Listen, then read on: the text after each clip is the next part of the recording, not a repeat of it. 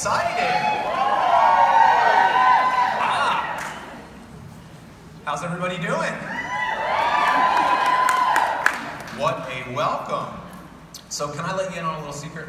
You promise you won't tell? This cannot leave this room.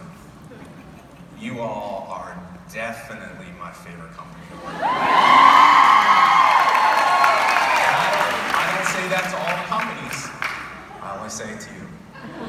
But I want to thank Alec and Tarl for having me. I'm really grateful to be here, and I want to thank all of you that have supported what I do here inside of this profession, my training, my family is very grateful for all that support. So I put together a very special training for each and every one of you. And today I'm going to be talking about what it means to lead with love. And I want to give all of you a little bit of a different perspective and reframe what that actually looks like in your business. The other thing that I want to do today is I want to teach you how to begin to make a bigger impact with your business and help you look at Plexus maybe a little bit differently. And I want to teach you how to use your Plexus business as a vehicle to help you create a lasting legacy for your life. And my goal here is very simple. I want to give you some inspiration and some actual tactical advice to help you leave here and take your business to the next level. Does that sound good? Woo. Okay, cool. So let me just really briefly share a little bit about my story for those of you that might not be familiar with it. I spent about 10 years total in this profession as a representative, and over the last 3 years, I've focused on building a training company. But my story is I was the furthest thing from an overnight success. My first year in this profession, I was a mess, pretty much. I didn't recruit a single person. I had a total of 2 customers. One was myself. The other one, as you might be able to guess, was my mom. And I literally, I'm not proud of this, but I literally had to threaten my mother that I would not come home for the holidays unless she signed up for my long-distance phone service, is what I was marketing at the time. But I was not an overnight success, and there were many times in that first year that I really questioned whether this was for me. And I can remember it like it was yesterday. The first time somebody said yes to me about joining my team and building a business, it was one of my friends, Mike. And I sat there and I gave him a presentation, and I waited for what always happened when I was done. So, the person gave me some sort of lame excuse as to why they couldn't do it. They wished me good luck. But this time was different. At the end of the presentation, I said, would you like to get started? And my friend Mike was like, yes. And I can remember experiencing these kind of two emotions together where I was excited, but I was actually shocked. And I literally said to him, I said, are you sure? And in hindsight, I'm like, that may not have inspired a lot of confidence in me as a leader. And Mike said, yeah, what's the next step? No joke, I said, I'm not sure. I've never made it this far before.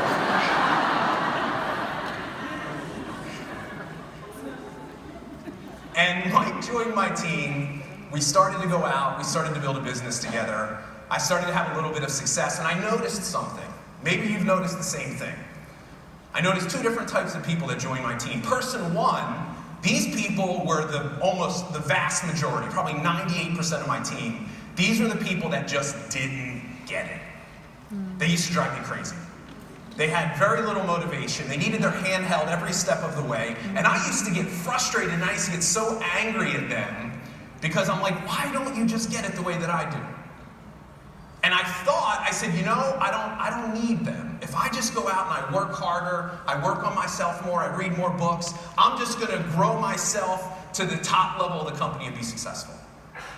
Then I had a second type of person, and this was my friend Mike became one of these people.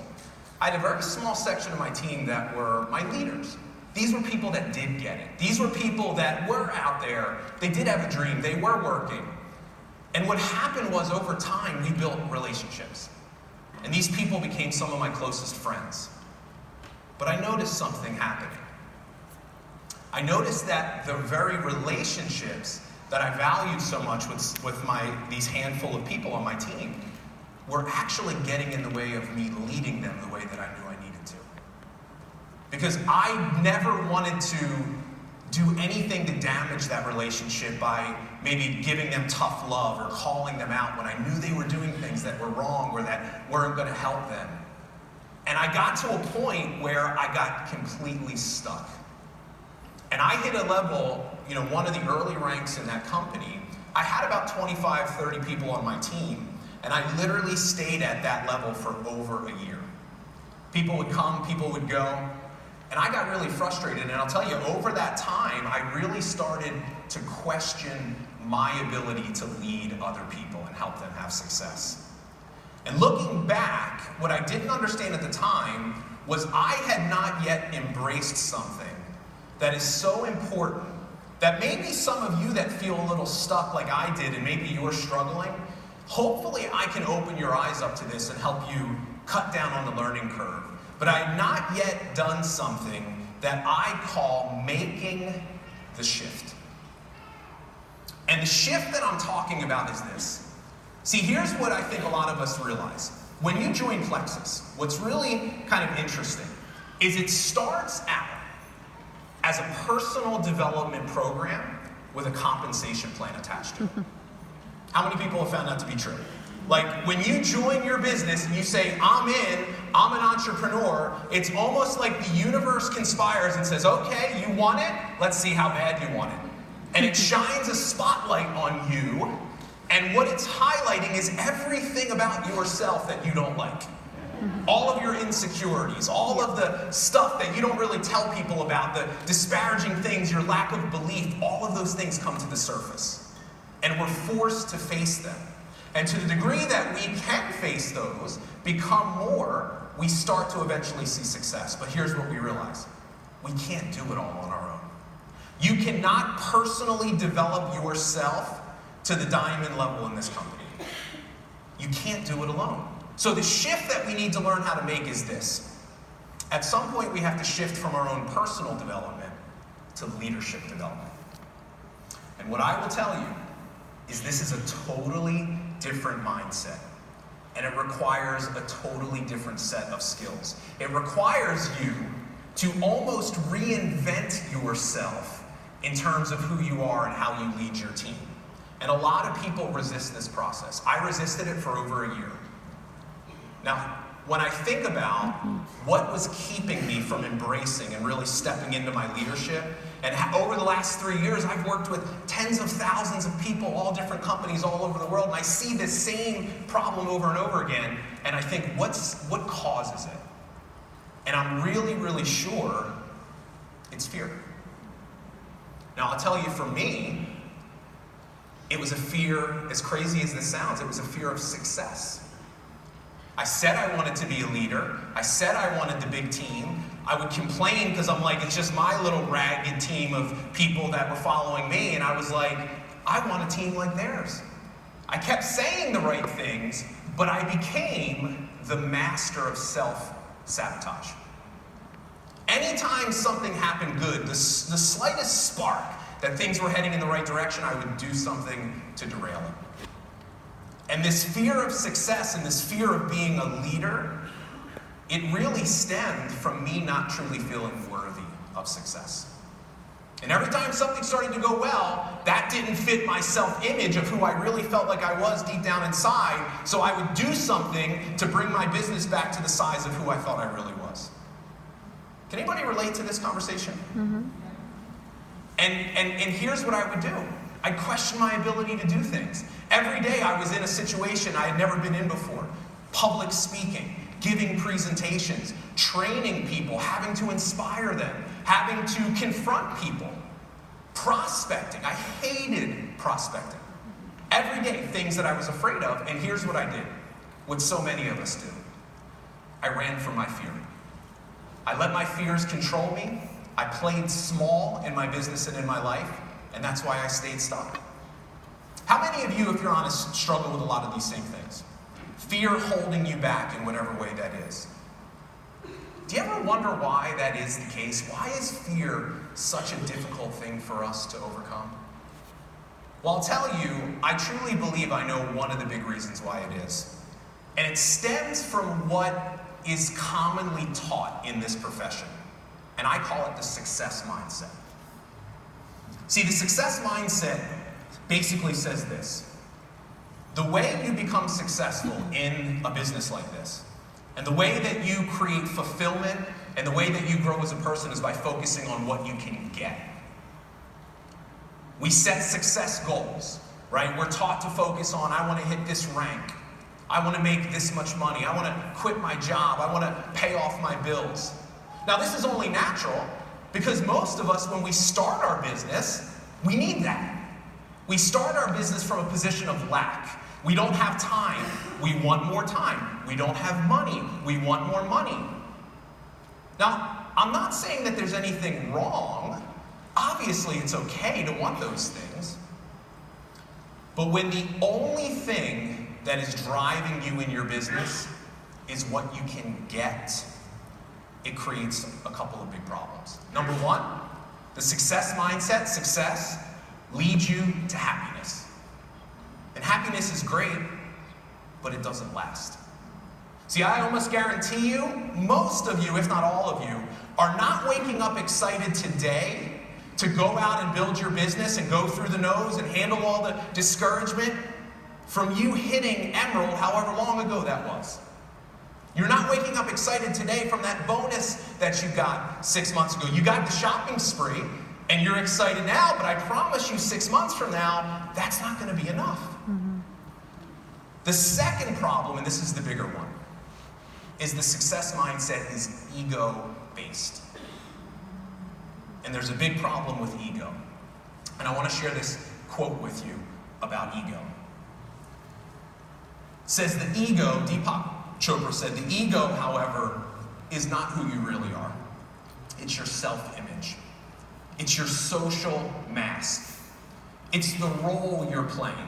And your social mask thrives on approval. It wants control. It's sustained by power because it lives in fear. Mm. Your ego is a fear-based organism. And I will tell you, the thing that has made this as big of an issue as it has ever been is, can you guess? Social media. Mm-hmm. Social media is the lighter fluid on the flame of your ego. Mm-hmm. What does it have us do all day long?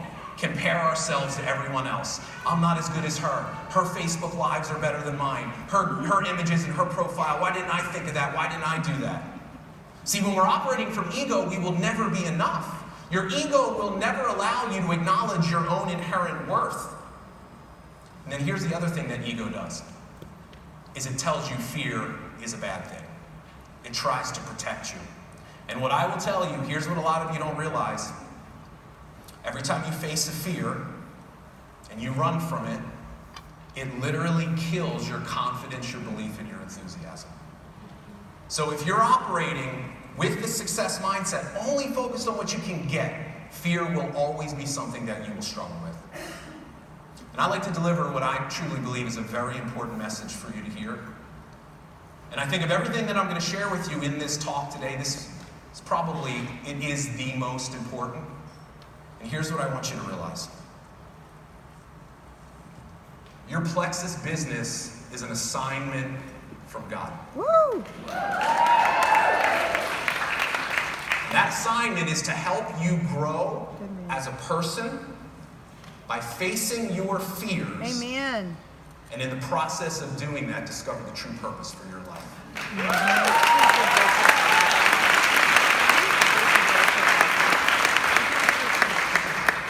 This is not what most people learn when they come into a business like this. And I want to tell you something. I want every one of you to understand. And if I could look at every single one of you, I would. You have a unique purpose for your life. And that purpose is so much bigger than a rank advancement, than a bonus check, than a shopping spree, than quitting your job or paying off your bills. Mm-hmm. There's nothing wrong with that stuff. I like to shop as much as you do. But what I want you to understand is there is a much bigger reason why you're here. You are not an accident. And it is not a mistake that you're sitting in this seat today. I want you to realize every single thing you have done in your life, every decision you have made, good and bad, has led you to the moment that you are in this seat right now.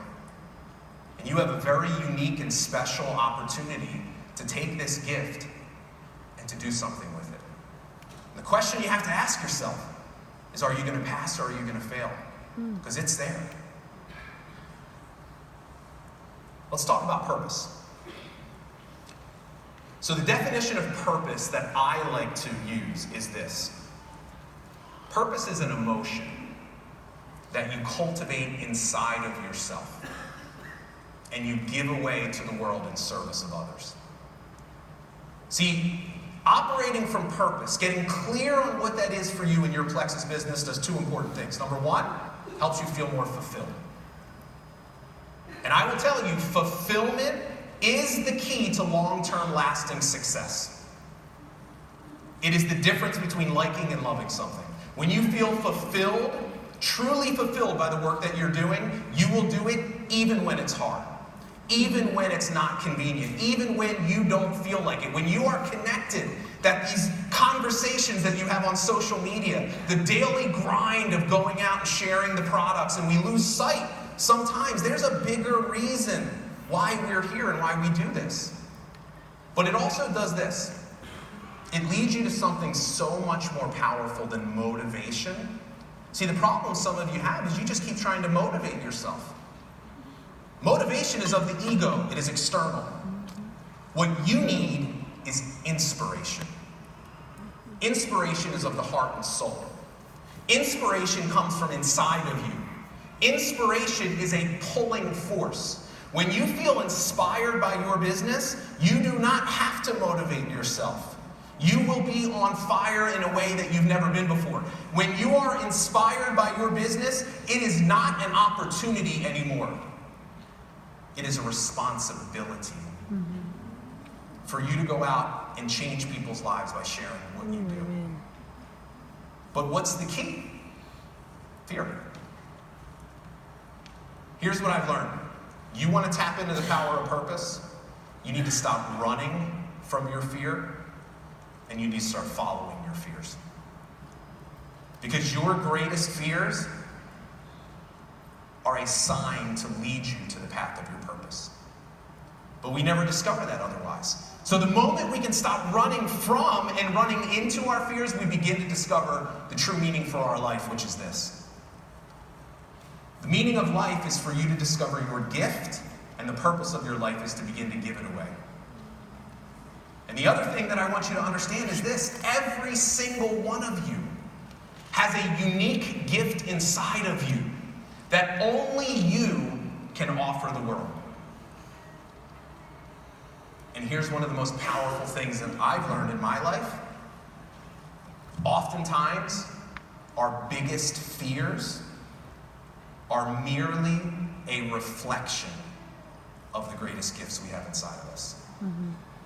Let me share my story with you. My biggest fear, my entire life, if you could guess what you think it was. Public speaking. My biggest fear. I'm an introvert by nature.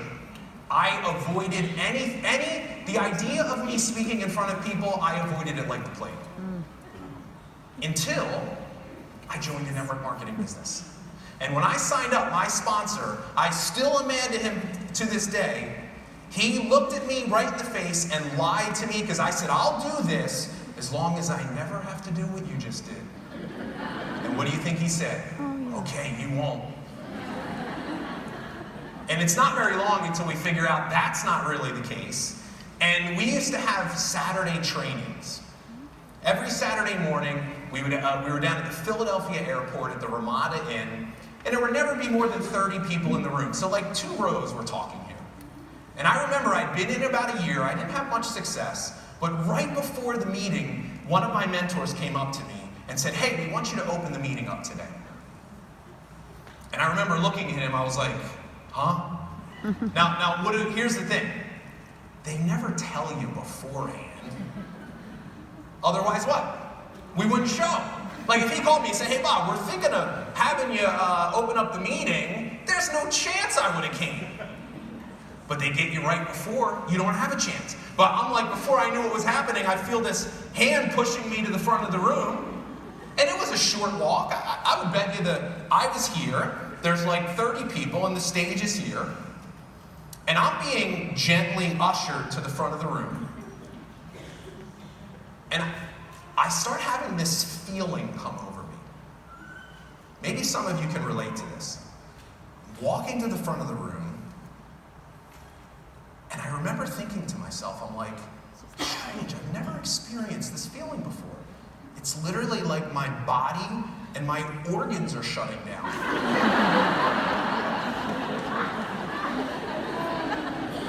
And I said, you know, I think this is what you feel like when you die. And I got to the front of the room. It's a true story. I had a glass of water in my hands.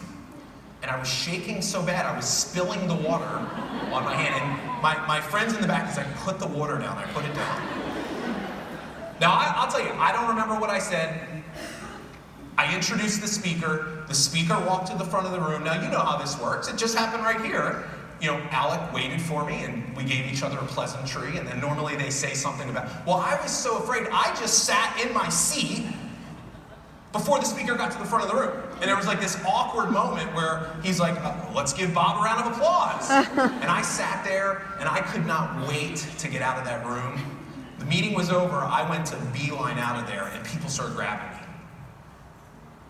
And what do you think they said to me? Oh, great job, great job. And look, I knew they were lying to my face, because it was not a great job. It was so embarrassing. I ran out of that meeting, I got into my car, it was cold out, and I was sitting there waiting for the car to warm up. And I remember looking at myself in the rearview mirror, and I had this really weird feeling come over me. And I didn't recognize it at the time, and it was so foreign to me, but I remember feeling like, I want to do that again. As crazy as that was to say. Because I said, well shoot, if next time, if I just remember my name, that's a step in the right direction. But I had this like confidence, which I'm like, where is this coming from? And looking back, I mean, this is 18 years, 17 years later. Looking back, it's very clear to me what was happening. When I was being gently escorted to the front of the room, the feeling that I was experiencing was not dying. It was something far greater inside of me being born. It was the first time in my life that I had ever faced one of my worst fears, and what I didn't realize was something opened up inside me that day. That, listen, I'm not here to tell you that the next time I got up there I crushed it. It's taken me 18 years to get to the point where I do this today. Mm-hmm. But I think back, and I think, what if someone didn't care about me enough to push me in front of that room one day? What if I didn't get the encouragement from these people, this new family that I had to inspire me to want to do it again? And what's so crazy to me is something that I've avoided my whole life. What I never realized is literally the calling that I have for my life. To share my story of struggle, of not quitting, despite doubt and a lack of success, and to inspire other people to not quit and keep going. And what I'm here to tell you is if you fear speaking in public, you were born to share your story. Mm-hmm. If you fear being a leader, you were born to lead other people. You fear doing live videos. You were meant to put yourself out there. But see, we don't look at fear this way. So here's what I like to do. I like to introduce you to the purpose-driven approach to building your business. I call it legacy leadership. See, legacy leadership is the antidote or the solution to the success mindset. You want to overcome fear? It's a very simple thing. The antidote to fear is service. It is literally impossible for you to experience fear and be very clearly focused on helping and serving someone else. Legacy leadership is a totally different way to go about building your business. And I'll tell you, the reason why I think there was such a natural fit between me and what I teach in your company is this, what I'm about to share with you, is the heart and soul of Plexus.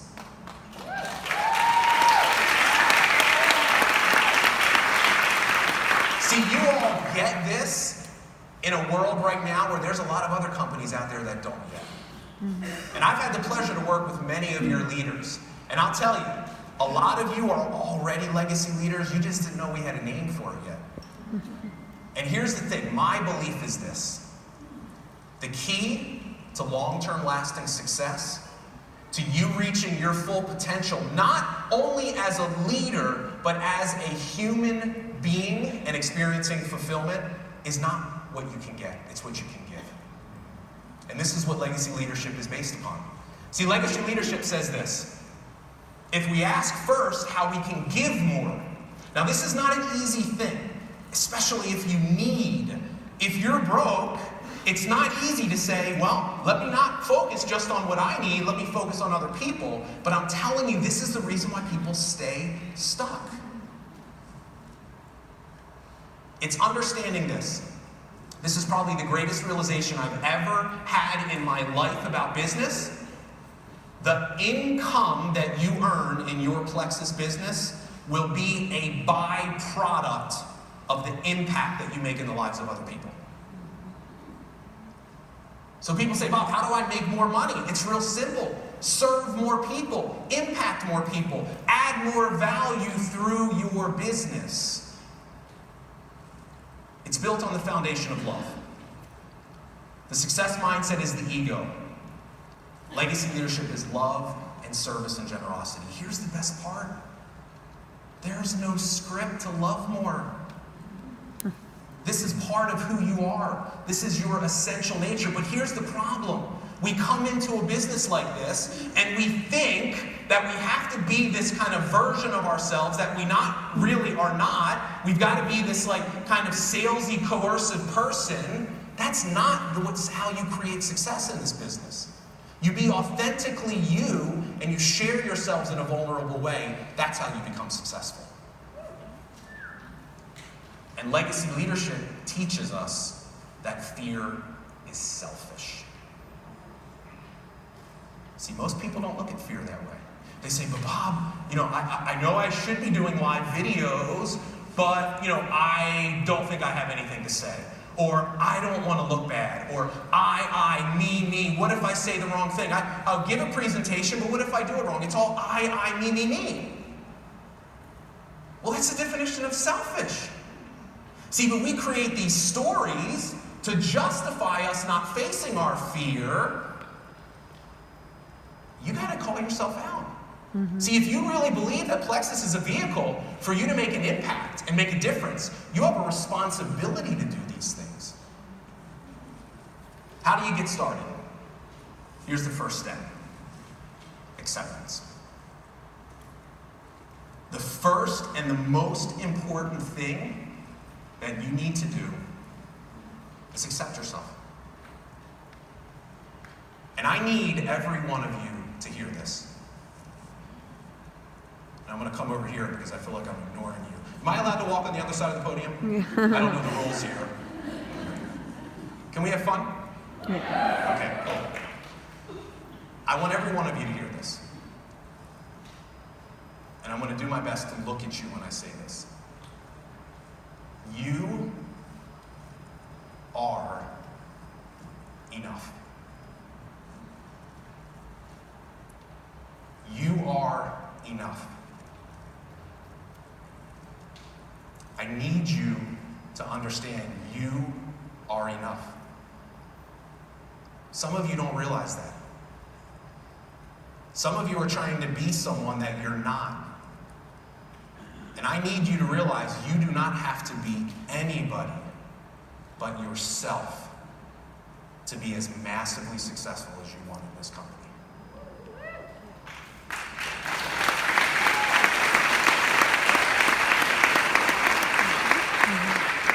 The moment you own that, see, we like to call it embracing your inner weirdo. Because let's be real, it's not normal to do what we do.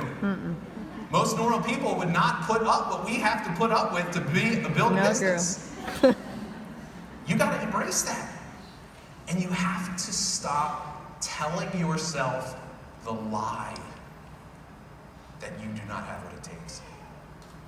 Every single one of you, it is a miracle that you're here right now. Amen. Do you know the odds of you even being born are 400 trillion to 1? Now let me put that in perspective for you. You would be more likely to hit the lottery 9 times in your life than you are to be sitting in this seat today. I got news for you. You've already won the biggest lottery of your life by being here. Start acting like it.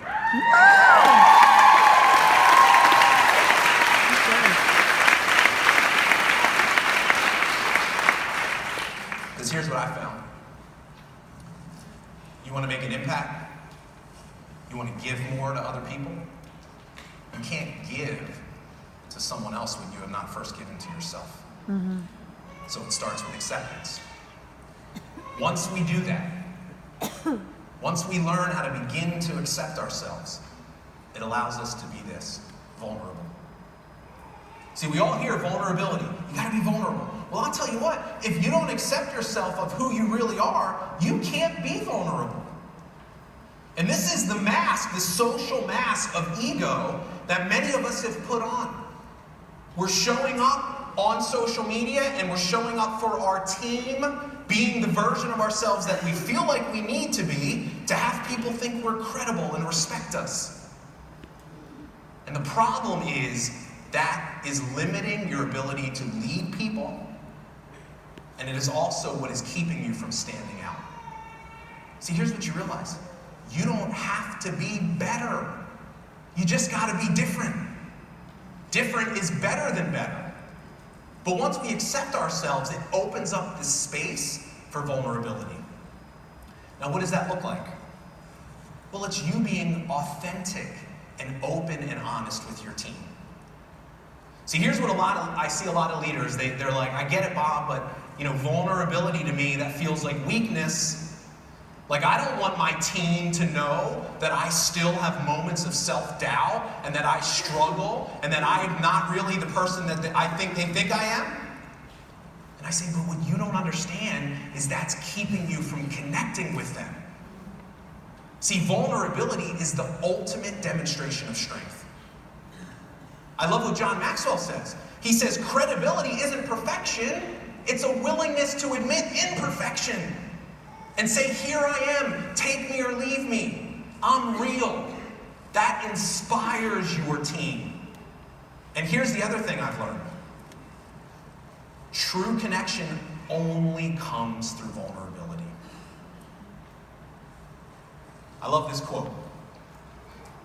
At some point in your life, you must decide, do you want to impress people or do you want to influence them?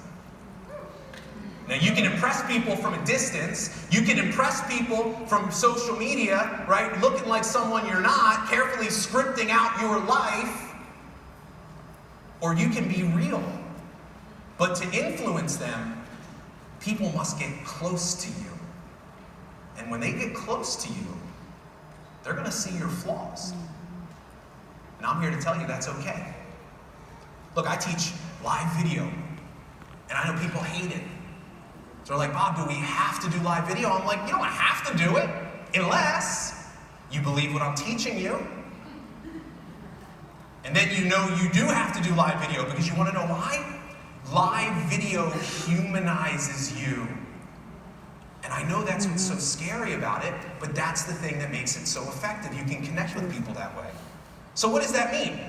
It means that the people that are on your team, let's talk about this in the context of leadership. Your team is not going to buy your success until they first buy your failure. See, as a leader, you need to talk twice as much about your failures as you do your accomplishments. So many leaders don't get this. They just, they want to seem credible, and look, I'm telling you, your team needs to hear this stuff.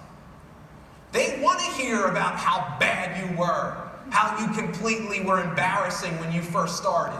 They love those stories. It makes them understand, okay, this is natural.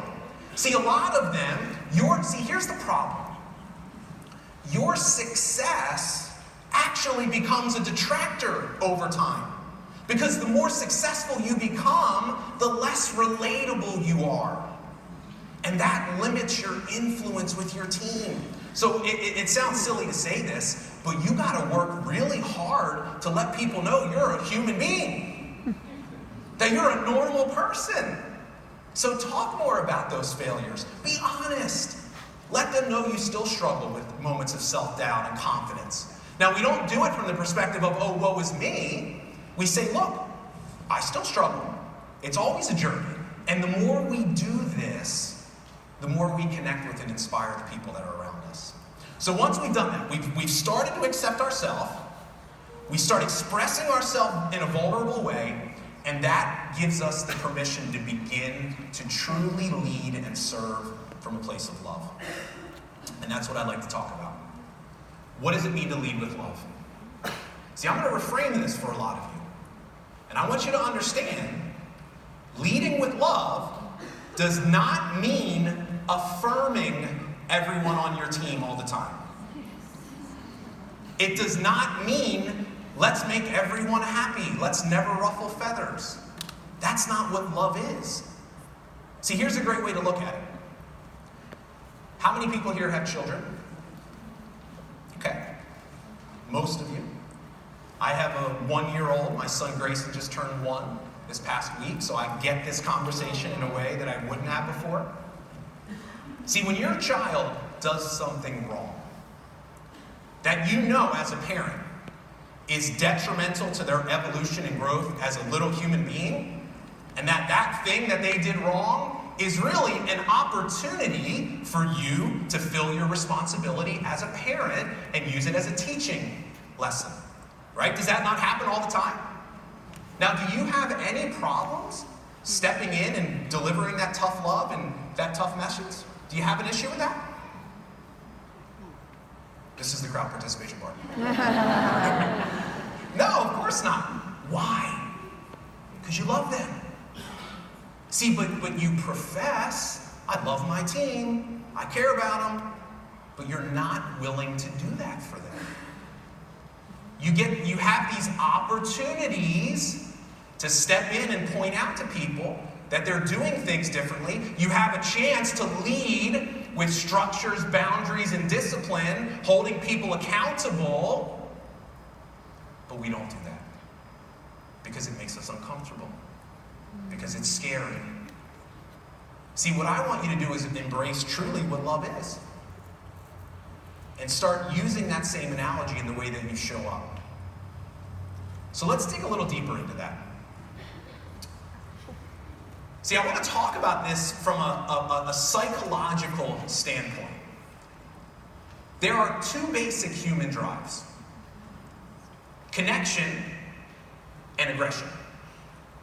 Everyone on your team has these 2 things that are driving them in what they do. Now, connection is, we want to be in relationships. We want to feel like we're part of something bigger. That's why it's so important as a leader, right? We want to create a culture. And you all have done such an amazing job of that. It's very clear. I don't have to be around this group for more than a couple of minutes. I can tell that that's here. Now, aggression doesn't refer to like anger. Aggression is energy used in service of goals. So think of it like this. We are all basically lovers and workers. We want to be connected and we want to accomplish things. Now, the love side requires a positive relational tone. And I'll tell you, most of you are great at that. But the other side requires something totally different. The work side requires drive. It requires expectations. It requires boundaries and accountability. And the problem is this. In the culture of an organization, when both are not present, that's a big issue. See, what a lot of leaders don't realize is the people-oriented, loving, caring leader that just wants everyone to love them, they create as much stress in an organization as the other leader that's like the tyrant, just make money, goals, goals, goals. You have to have both. So when we talk about the shift, it's different for everyone. Some people, the shift is, okay, I got the relational side, but I need to start stepping into this other side. I need to start getting different skills. And I'll tell you, a lot of your problem is that because you've not done that, it's limited your effectiveness as a leader. Some of the best people on your team are in a place where they're struggling because these things are not present, but the problem is they will never tell you. They don't want to admit that they're struggling. They don't want to admit that they need help because they don't want to bother you, right? And this is just what happens. So we have to begin to work on both. Here's a great way to look at it. As a leader, you've got to create a culture where everyone feels loved and appreciated. This is so important. See, I shouldn't feel wrong because I don't want to make the big money yet. If I got involved and I just want to make an extra $500. I just want to be able to go out to dinner once a month with my family. Like, you shouldn't make someone wrong because that's where they are. So we need to create a culture where everyone feels loved, appreciated, and welcome, but at the same time, as a leader, you must start to create boundaries around your personal time and what people have to do in order for them to deserve your time. Mm-hmm. And you must work with people that do deserve your time, your best people, in a very intentional, structured way. Hands-on. And this is one of the big problems I see leaders, is we have this small little handful of people, right? It was my friend Mike, a couple of other people. They didn't need my help. So I just let them go do what they did. They don't need their hand held, and then what did I do? I turned around to everyone else. And this is what I tried to do. I tried to motivate the unmotivated. Mm-hmm. I tried to make the ones that weren't committed. I tried to take the ones that didn't have a dream and try to plant it into their head. And what I wound up doing was driving myself crazy. My productivity went down the drain, and I wound up literally resenting my very own team. See, here's what you have to start doing. You got to start spending your personal time with people that deserve it.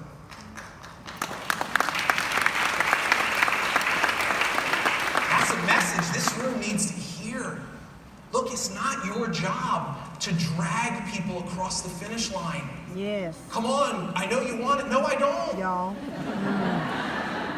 Right? You don't drag people. Pick them up. You run with them. Now the issue is this, the ones that deserve your time, they're not going to ask for it. So we must start to change the dynamic of how we work with our team. So when we talk about this, what does it mean? It means practicing tough love. It means when confronting people, holding them accountable. Now part of that, there's a message inside of a message here. It starts with yourself. See, the beauty of this is in order for you to hold someone else accountable, you have to first hold yourself accountable. And a lot of you have forgotten that. See, we have a tendency to judge other people by their actions. You either did it or you didn't. But we judge ourselves by our intentions. Well, I didn't do it, but I meant to do it. The kids, work. See, we have to start structuring our business in a way where these things are very present. And we have to eliminate this limiting belief that we have. That if we step in and practice tough love, call someone out, that it's going to chase people away. See, we're not doing this with everyone. We're doing it with those people that are committed, that small percentage of your team. It's not going to chase them away.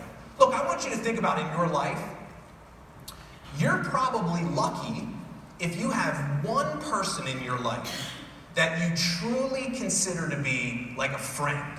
Like I'm talking about like your ride or die. They are there for you no matter what. And I bet if you can think of one person like that, a big part of that is because they call you out on your stuff. They're not afraid to tell you when you're acting a fool or doing something wrong. And we appreciate them for that. Because most people don't care enough to go to that extent. And I'm telling you, what you will find is if you're willing to start taking a stand for other people and not accepting their excuses, what it will do is it will increase the relationships you have with them, and it will elevate your leadership level to a place where it's never been before. You realize most people do not have one person in their life to take a stand for them? See, they got a bunch of people in their life that are telling them what they can't do or what they shouldn't do or how that's not going to work. See, we need to start really stepping into the responsibility that we have to the people that are on our team.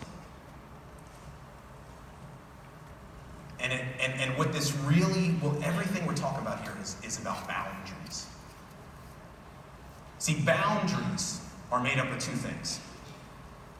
On one hand, you have what you create, and on the other hand, you have what you allow to happen. And what you must do as a leader is take responsibility in this area. And here's what this means. Whatever the reality is of your team, good or bad, you either created that or you allowed it to happen. Most leaders, I didn't. The reason why I stayed stuck for a year is because I didn't think it was my job to really help other people be successful. I didn't want to step in and get hands-on and I think that I was being their boss. I didn't realize that I was failing people because of that. And I want you to think of it like this. See, most of us, our entire lives, we're told what to do. Right? As children, we're told what to do by our parents, by our teachers. We go to work, our boss tells us what to do. Shoot, we won't even go to the gym unless we hire somebody to make sure we show up. We don't save money unless we pay somebody to make sure we do it. Our entire lives, told what to do. Be here, yes. Go to lunch this much. You can go to the bathroom here, yes, yes, yes, yes. And then we join Plexus. And we're like, yes, I'm my own boss.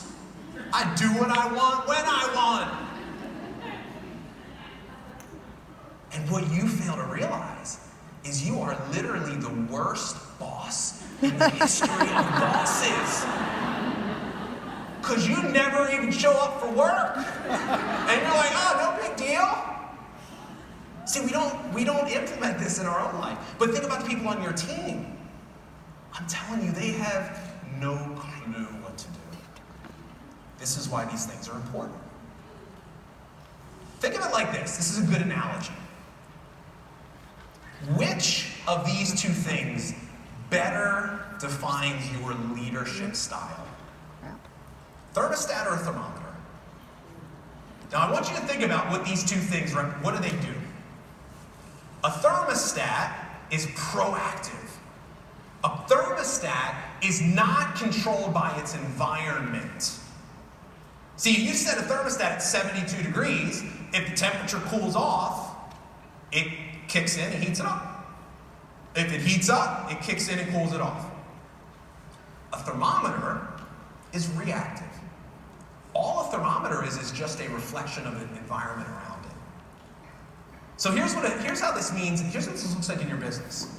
If you're a thermostat leader, you set the desired temperature of your team. You know what you want the attitudes to be. You know what you want the actions for people to be taking, right? You know everything is thought out, it is clearly defined, and when it gets cool or hot, you step in. Things cool off, people stop getting customers, they stop recruiting. Here's what a thermostat leader does. Holds people accountable. Well, you said you were going to do this. Why didn't you do it? A thermostat leader says, oh, my team is slowing down. My job to go speed it up. Because I lead by example. You want to know how to motivate your team? Go find a new team.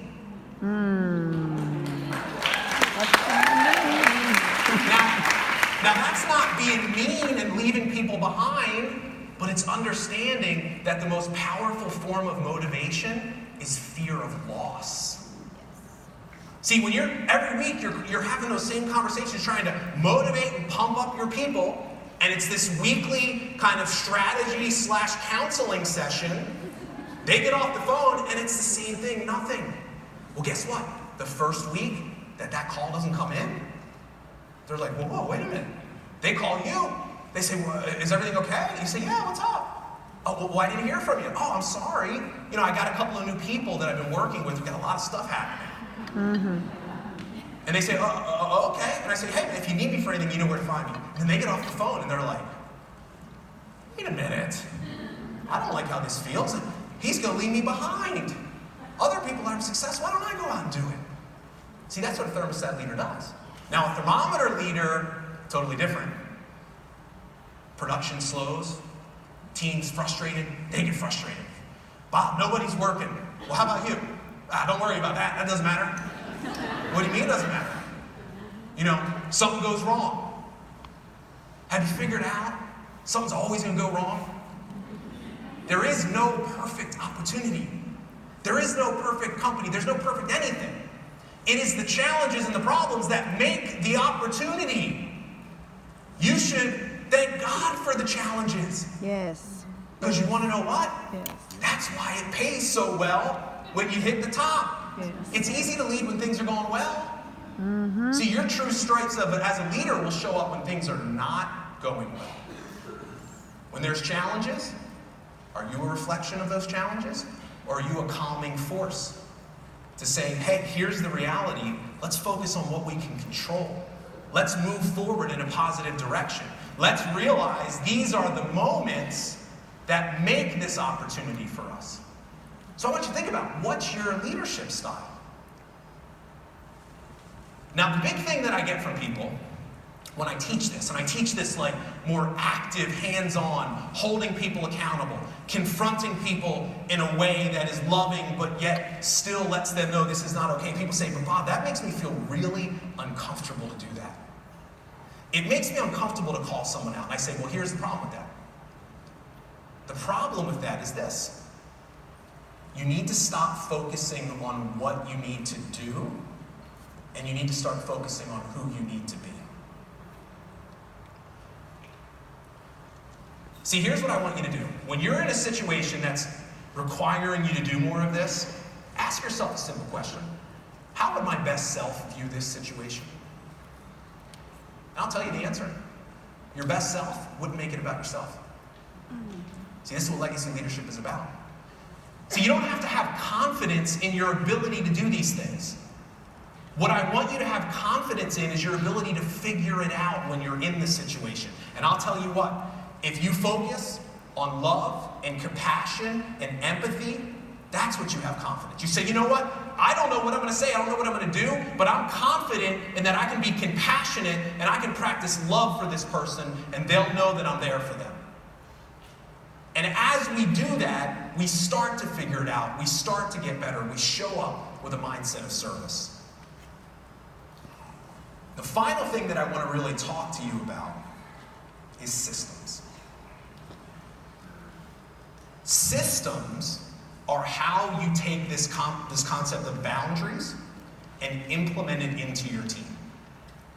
And I will tell you, and I've worked with many, many leaders in this profession, this is the biggest missing piece. The number one thing that keeps people stuck, that keeps them from making the shift, what was keeping me stuck, is a lack of systems.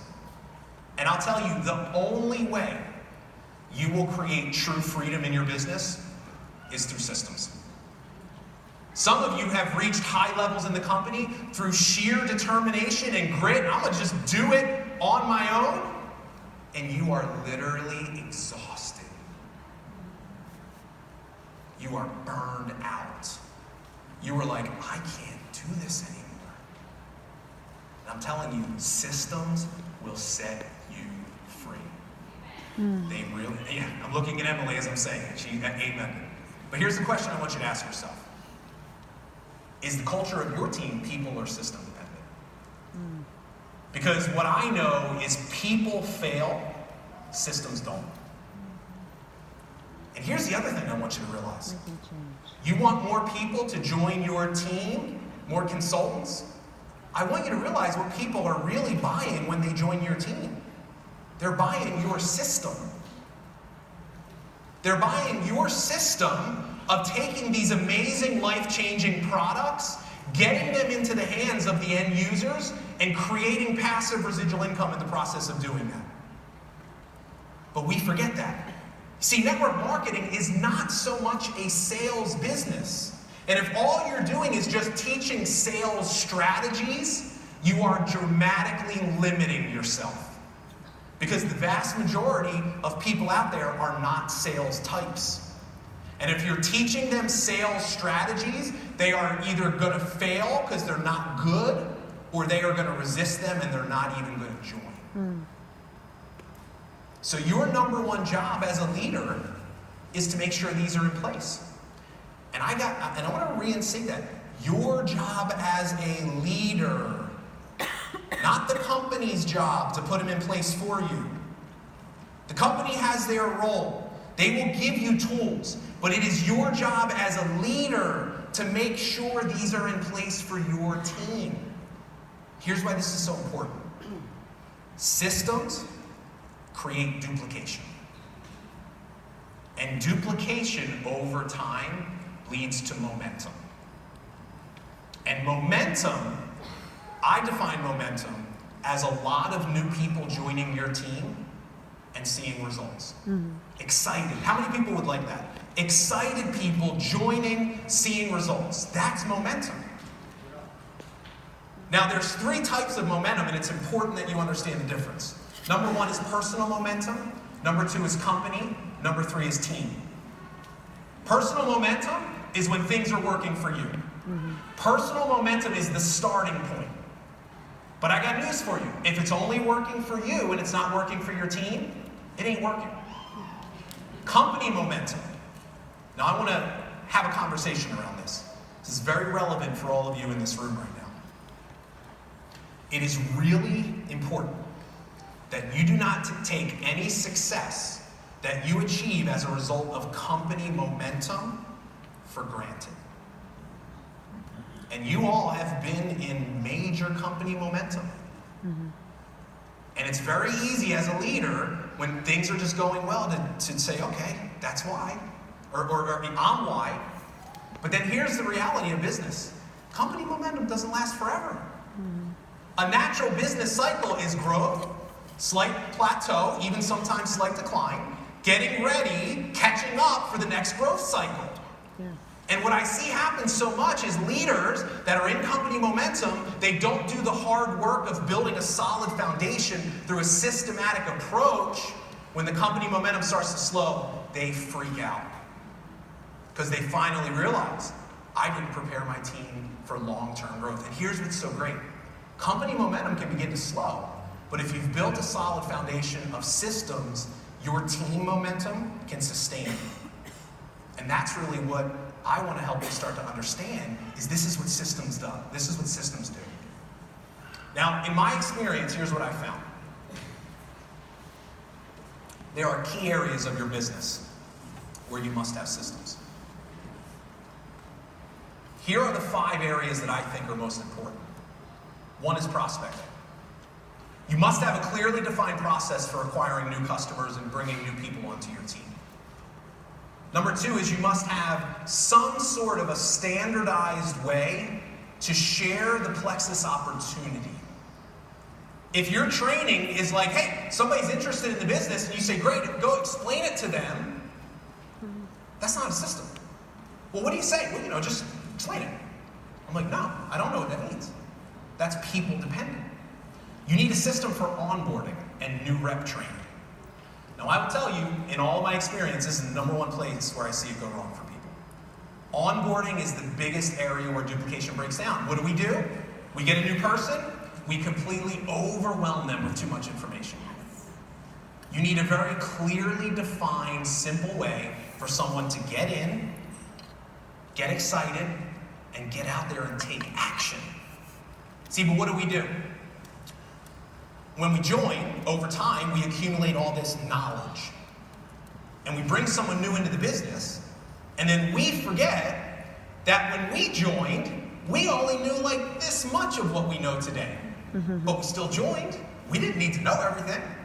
But then what do? They join, and we want to download everything we've ever learned in this business into their heads in their first 30 days, and we wonder why they get overwhelmed.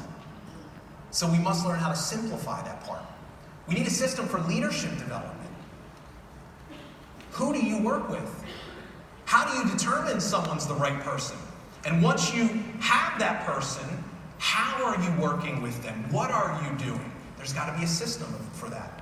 And then recognition. Number one reason why people quit jobs, they do not feel appreciated. And I've been around this profession long enough to know most of the time, people don't quit companies, they quit people. And this is a dangerous place because if you have your best people and you're not working with them in the way that you should, and we're forgetting to let them know how much we appreciate them, we take them for granted, we don't mean to do it, but it comes across that way, that's a very dangerous place to be in the world we live in today. So as a leader, you have to go out of your way to let people know how much they mean. You got to create a culture that doesn't just recognize accomplishments, it recognizes effort. That's a system that we have to create. And these systems, they must be clear, they must be simple, they must be tool-based, right? Third-party tools, critical. What's a third-party tool? Anything but you. Literally, anything but you is a tool. The website, videos, calls, samples, brochures, they must be built into these different systems, and they must be action-oriented. We must learn how to keep people focused on production. Look, we live in a society today, we are hyper-consumers. We spend the vast majority of our time listening to podcasts, watching videos, Facebook Lives, reading books. And look, that stuff is good, but if you're doing that at the expense of actually doing the work, that's a problem. And social media is the worst thing. So we have to teach our new people, focus on action, activity, simplify it over time. So what I really challenge some of you to do leaving here, think about your business. Perform an audit. Ask yourself, do I have systems in these different areas? Now, it's easy to get overwhelmed with this stuff because some of you might be like, man, I don't have any of this. Look, I want you to understand you can only do one thing at a time. And if you need one place to start, it's onboarding. Onboarding and prospecting are very closely combined. Onboarding, you're teaching people how to prospect. Start there. And here's the great part about a system. You just need one. Look, I could probably have a dozen very successful leaders in this company, line them up, and each one of them has a slightly different way that they teach this business, all of which are effective. So starting out, just have something. Give people the confidence to know that it is here. And never forget why we do this. Amen. See, if I go back to the original conversation about legacy leadership, if we really want to learn how to make a bigger impact, if we believe that the bigger impact we make, the more we bring into our life. And here's the beauty. This is not a one-on-one trade-off. What you give, you get back exponentially. And we have to recognize that a team gives us the ability to do that on such a bigger scale. And the last thing I want to share with you is this. I want to talk about legacy. And I want to ask you a question. What is the legacy that you are leaving?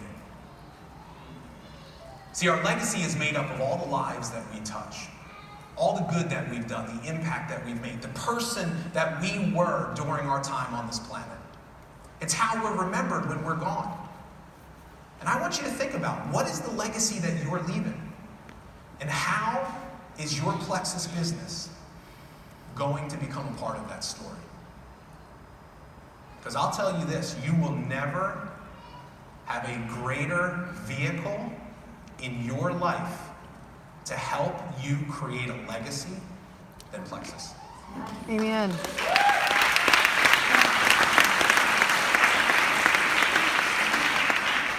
Your network marketing business is a vehicle to do that. So here's what I want you to do.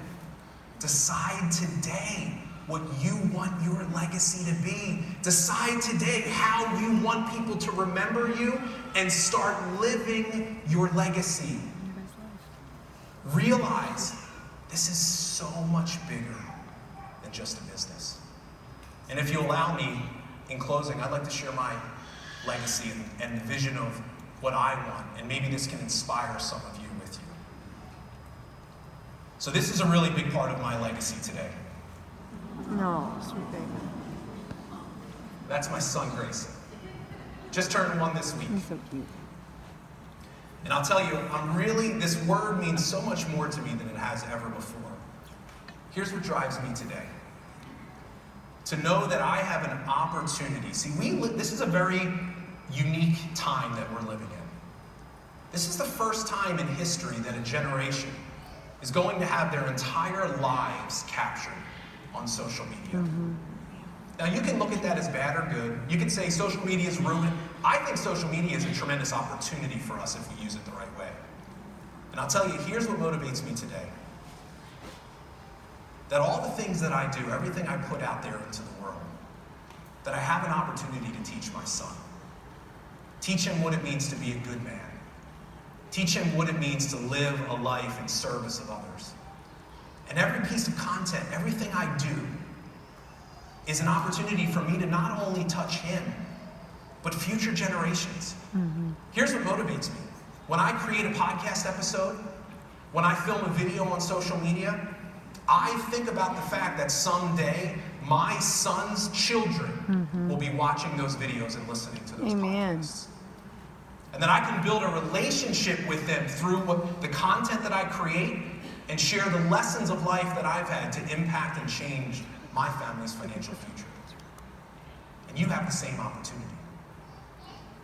And I've got a mission for this profession. And I believe everything happens for a reason. Just like I told you, you're here. I'm here for a reason. Here's my mission for our profession.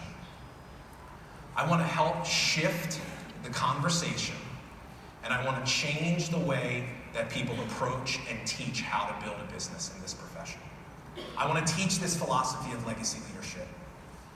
I want to teach people that network marketing is the greatest gift they've ever been given, and that by focusing on giving and doing good, they get more of what they want in their life. And I've got this crazy, crazy vision of someday, when you say the words network marketing to someone that's not in this profession, they don't kind of cringe and think of that family member or friend they have that literally will not leave them alone and spams their Facebook page every single day.